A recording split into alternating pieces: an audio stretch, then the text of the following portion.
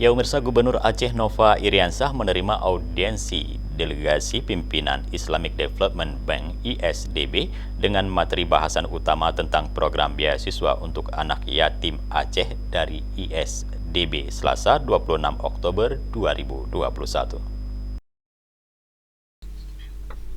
Nova Iriansah menyampaikan apresiasi kepada ISDB yang telah menjalankan program terkait bantuan anak yatim piatu di Aceh sejak tahun 2007 lalu.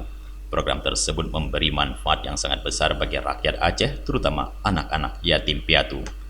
Gubernur Aceh didampingi oleh Kepala Biro Isra Sedda Aceh, Usama El Matni, menambahkan, jika memang program bantuan untuk yatim piatu itu harus berakhir, ia berharap ada program kerakyatan lain dari ISDB, terutama yang dapat membantu menstimulir denyut UMKM di Aceh. Manajer program OKP ISDB Ahyahudin Sodri didampingi oleh peneliti ISDB Adika Dwita menjelaskan, selama 15 tahun program beasiswa yatim piatu di Aceh berjalan dengan baik.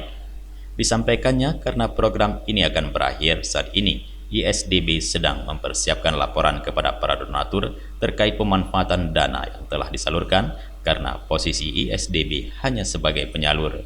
Dari Banda Aceh, Tim Liputan Aceh TV melaporkan.